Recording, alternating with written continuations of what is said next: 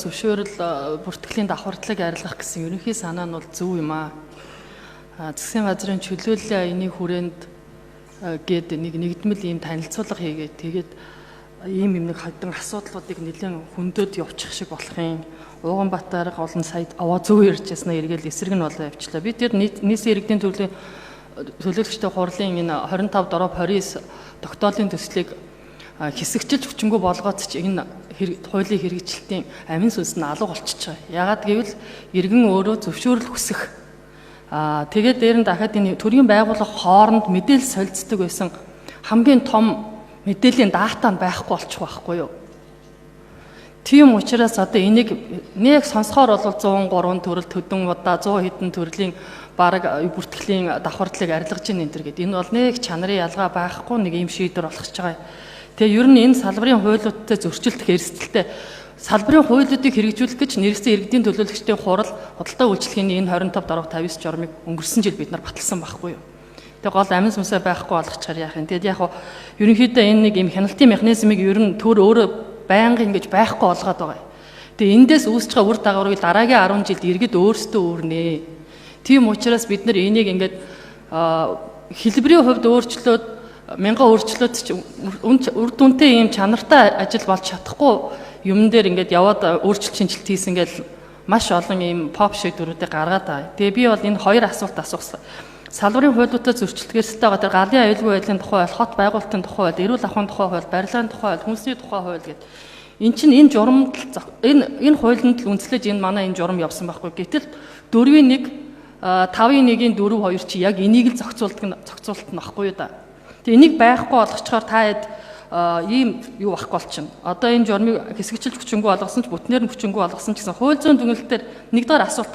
Хууль зүйн дүгнэлтээр ямар хуультай тулгын нийцлийн шинжилгээ хийсэн бэ? Энэ журмыг хэсэгчлэн болон бүтнээр нь хүчингү болгоход. Хоёрт нь галын эрүүл ахуй, барилга, хүрээлэн буй орчны шаардлагуудыг ямар механизмаар үүсэж байгаа ийм шаардлагыг ямар механизмаар баталгаажуулах вэ? Гуравт нь иргэнээс бичиг баримт шаардахгүй болсон ч байгууллага хооронд мэдээлэл солилцох систем бүрэн ажиллаж чадах уу гэсэн ийм нэг 3 асуулт.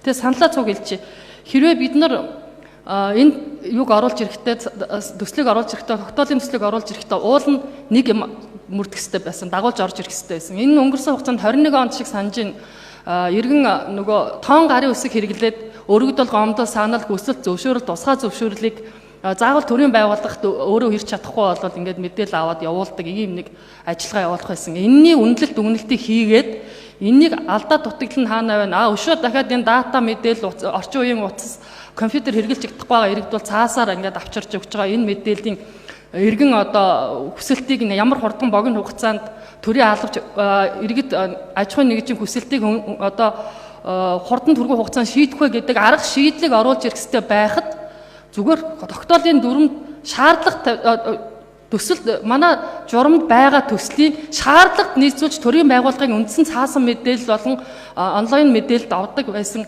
мэдээлэл солилцох хэрэгслийнхаа л юу байхгүй болгочихж байгаа байхгүй юу? Журмыг байхгүй болгочих байхгүй. Ингээд энэ журам 4-1 байна уу, 5-1-ийн 5 байна уу? Хэрэгхгүй болгоод энэ журам ямар ч амгүй ингээ болох юм аа. Гэтэл яагаад энд ингээд оруулж ирж байгаа хүмүүст ингээд мэрэгжлийн байгууллагууд ялангуяа Ууганбаатар овоо төр зөв ярьжсэн ингээд мэрэгжлийн зөвлөгөө өгөхгүй ийм юм ингээд явуулж оруулж ирж байгаа ингээ гайхаж чинь. Тэгээд ер нь одоо та цаашдаа миний бодлоор бол яг энэ чөлөөлийн аянд тохирсон арга хэмжээ нь юу гэхээр ийм Монголиа ИДОК-ыг гадна болон дотоодын байгууллагад бүрэн мэдээлэл аваад ийм Монголиад байгаа мэдээлэл чинь иргэнд байгаа мэдээлэл واخгүй юу? Тэр мэдээллийн шаардлагуудыг хинээс ч хизээч нэххэ болоод иргэнээс тухайн шаардлагад тохирсон хэдэн төрлийн мэдээлэл зайлшгүй өөрөөс нь авах байна уу? Тэрийг ийм Монголигаар хүсэлтийн явуулангууд нь хариуг нь өгчдөг, хурдан төргөө өгдөг, тэрэн дээр шаардлагатай мэдээллийг нь авдаг, солилцдог ийм л зам руу явах байсан. Гэтэл энийг оруулж ирсэнгүй. Энэ бол тэгээд ер нь одоо гадаа гараад бол та хэд бол хэлэх байх л да. Ингээд бид нар 103 бүрдүүлэх материал энэ төр байхгүй болголоо гэд хэлэх байх. Гэлээ гэхдээ энд ямар чанарын өөрчлөлт гарахгүй. Энэ иргэдийн энэ ялангуяа төрийн байгууллагын юм хяналтын механизм мэдээлэл солилцох дамжил механизмыг үгүйсгэнэ гэдэг нь өөрөө маш олон эдийн засаг болон бусад үр дагавруудыг баш буруу дагуулдаг ийм нэг хэцүү шийдвэр байдаг ба. Тэгээ энийг ингээд илүү улс хууртай судлах байсан Ардын намын бүлэг ингээд Золтоё төлөөлөгч нэмэлт 1 минут.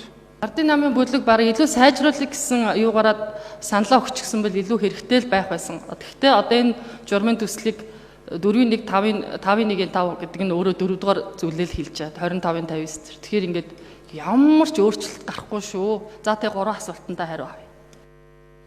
Нийслэлийн бодлогын судалгаа шинжилгээний төвийн зөвлөлүүдийн нарийн бичгийн дараа буянлаа. За золдтой төлөөлөгчийн асуултанд хариулъя. Нийтдээ 152 бүртгэл байгаа. Энэ бол зөвшөөрлийн тухай хууль зааснаар 1-3-1 зааснаар чөлөөтэй эрхэлж болох үйл ажиллагаа юм. Чөлөөтэй хуулиар тогтоосон чөлөөтэй бүртгүүлээд эрхэлж болох үйл ажиллагааг бид бүхэн нийслэлийн иргэдийн төлөөлөгчдийн хурлын 25 доров 29 тогтоолоор зөвшөөрлийн шин чанартай болгочод байгаа. За энд 4-1-т одоо энэ хүчингү болгож байгаа эсрэг хамаарж байгаа 4-1-т энэ зүйл бол ерөөсө бүрдүүлэх материал. Бүртгэлийг энэ ерөөсө байхгүй болгож байгаа асуудал биш. Бүртгэл бол байна. Хаана хэн одоо ямар үйл ажиллагаа эрхэлж байгаа бүртгэл бол байна. Гол нь энэ бүртгэлийг хийлгэхдээ бүрдүүлж байгаа шаардлагагүй бичиг баримтыг байхгүй болгоё л гэдэг асуудал. За ямар дөрвөн бичиг баримт байгаа вэ гэхээр галын дүнэлт байгаа, орчны 50 метрийн зураг байгаа. За тэгээд иргэний үнэлэхний лавлгаа байгаа, хог тээврийн гэрээ гэсэн зүйл байгаа. За тэгэхээр энэ мэдээллүүд ер нь бол төрд өөрт нь байгаа мэдээллүүд. Одоо үйлчлэгээ авах гэж байгаа иргэдэд ямар хүндрэл учруулдаг вэ гэхээр төр өөртөө байгаа мэдээллийг заавал цаасаар авчраа, эсвэл заавал цаасаар сканердж энэ програмыг хий гэдэг л ийм шаардлага болчиход байгаа. Тэгэхээр энэ байгууллага хооронд мэдээлэл солилцох ямар ч асуудал байхгүй бөгөөд энэ материалууд маань бүгдээрээ зөвлөх шин чанартай материалууд байна. Жишээл бол галын дүгнэлт. Энэ бол зөвлөх шин чанартай бичиг баримт. Эргээд одоо галын дүгнэлт авцсан энэ байгууллага дээр гал төмөртэй холбоотой тохиолдол илэрсэн тохиолдолд хохирол учирсан тохиолдолд энэ галын дүгнэлтийг авсныхаа төлөө тэр хүн ямар ч давуу тал үүсэхгүй, ямар ч хохирлоо барагдуулах юм боломжууд үүсдэггүй. Тийм учраас энэ бол одоо бидний судалгаа хийгээ явж байхад бид бүхэн энэ дэр нийтдээ бол жил гараа ажилласан байгаа 9 дүүргийн 150 орчим худалдаа үйлдвэрлэл үйлчлэгээ эрхлэгч иргэн аж ахуйн байгууллагатай уулзсан. Ялангуяа энэ журам бол бага дунд бизнесийн үйл ажиллагаа эрхэлж байгаа иргэд аж ахуйн байгууллагууд бол илүү хамааралтай ийм зүйл байгаа. За тэгээд нийтдээ 152 бүртгэлийн 103 бүртгэл нь бол нийслэлийн иргэдийн төлөөлөгчдийн хурлын бүрэн эрхээр шийдэх боломжтой. За 49 нь бол аливаа хууль болон засгийн газрын шийдвэр, салбарын сайдын шийдвэрээр шийдэх боломжтой ийм зүйл байгаа. Тэгэхээр нийслэлийн иргэдийн төлөөлөгчдийн өөрсдийн бүрэн эрхийнх нь хүрээнд шийдэгдэж байгаа 103 энэ бүртгэлийн үйлчлэгийг авахд шаардж байгаа энэ баримтчгийг шаардахгүй болох нь бол зүйтэй юм а гэсэн юм дүгнэлт гарсан. За тэгээд иргэд аж ахуйн нэгж байгууллагатай уулзж байхад бол энэ асуудлыг бол бүгд л одоо дэмжижсэн юм зүйлс байгаа. За тэгээд энэ 4-1-ийг хүчингү болгосноор бол зөвхөн 4-1 дэх заалтыг хүчингү болгосноор энэ саяны хэлж байгаа одоо байгууллагуудын үйл ажиллагаанд хүндрэл учруулах асуудал байхгүй. Өөрөөр хэлбэл энэ журмын 6 дугаар зүйлээрээ худалдаа үйлчлэгээ эрхлэгчийн эрх үүргийг заагаад өгсөн, ямар эрхтэй, ямар үүрэгтэй гэдгийг заагаад өгсөн. Тэгэхээр саяны бүрдүүлж байгаа дөрвөн материалыг анхалж бүрдүүлэхдээ бүрдүүлэхгүй байгаа боловч тухайн үйлчлэгээ бүртгүүлээд үйлчлэгээ авж байгаа иргэн маань бол нөгөө 50 м хүртэлх талбайн цэвэрлэгийг журмын 6-гийн 2-4-т орчныхаа 50 м хүртэлх талбайн цэвэрлэгийг хариуцлагаараа хариуцсан, журмын 6-гийн 2-5-аар галын аюулгүй байдлын норм дүрм стандартыг хангаж ажиллагаараа ажиллана, эрүүл ахуйн нөхцөлөө хангана гэдэг. Ингээд энэ үүрэг нь бол бүгдээрээ энэ журмаараа байж байгаа. Тийм ч учраас Монгол Ардын намын бүлэг дээр асуудал танилцуулахад яригадаад энэ өөрөө худалдаа үйлчлэгээний суурь харилцааг зохицуулсан журам учраас зөвхөн бүрдүүлэх материалыг нь бол хүчингү болгох нь зүйтэй. Бусад эрх үүрэгтэй холбоотой, мөн хяналт тавих, зохицуулалттай холбоотой үйл ажиллагаагуудыг бол хэвээр нь үлдээх нь зүйтэй маа гэж заасан байгаа. За тэгээд 4-1 бол зөвхөн бүрдүүлэх материал байгаа. За 5-1-ийн 5 бол энэ бүртгүүлэхдээ саяны 4-1 заасан баримтыг бүрдүүлэх гэсэн юм дагалдаж гарч байгаа дагавар заалт байгаа учраас энэ хоёр заалтыг хүчингү болгоё гэсэн юм шийдэл төрсөн байгаа. За золдтой төлөөлөгч яг одоо чухал асуулт асууж байна. Эргэлзээтэй хүмүүсээс буруугаар ойлгож магадгүй ийм асуултыг асуулаа. За бид бол маш олон төслүүдийг Улаанбаатар хот төр хэрэгжүүлдэг. Дөнгөж уржигдэрхэн хурлын дарга битээр олон улсын нэг судалгаатай танилцлаа. За энэ дээр бол дэлхийн 80 орчим хотуудыг оруулсан энэ хотуудын иргэдийн амьдралаа өөрчлөх боломжийн тооцоо байд юм. Амьдралын чанарын. За манай хот бол энэ 80 хотуудаас ер нь сүүл мушгиж явж байна. Тэгэхээр бид одоо бодлого гаргаж байгаа үүрэгтэй хүмүүсийн хувьд иргэдийнхэн амьдралыг чанарыг сайжруулахад юу хийж болох вэ гэдэг өнцгөөс шийдвэрүүдээ гаргаад явж байгаамаа.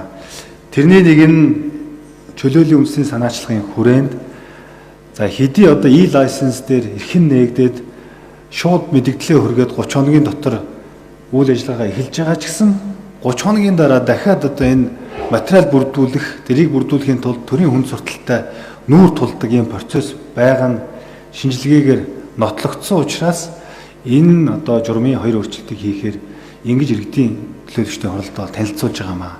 Энэ бол нийтдээ 8 салбарын одоо 103 үйлчилгээний бүртгэлийг цуцалж байгаа. Эргээд иргэддээ бас боломж олцоо олгох, амьдралын чанараа сайжруулж бизнес хийхэд нь тухтай, таатай, хурдтай, хүнд сурталгүй ийм нөхцөл байдлыг үүсгэж байгаа ийм одоо шийдвэр юм шүү. Бизнес эрхэлж байгаа иргэд маань эргээд төрийн өмнө, иргэдийн өмнө хүлээх үүрэг стандарт нь бол энэ журмын 6 дээр бүтнээрээ үлдэж байгаа. За бид нар стандартыг болон буцаад одоо хариуцлага тооцох механизм нь манай захирчийн ажлын албан дээр 9 дүүрэгт үйлдвэр үйлчилгээний хилцүүд дээр хэвээр үлдэж байгаа гэдгийг бас тодруулж илъя.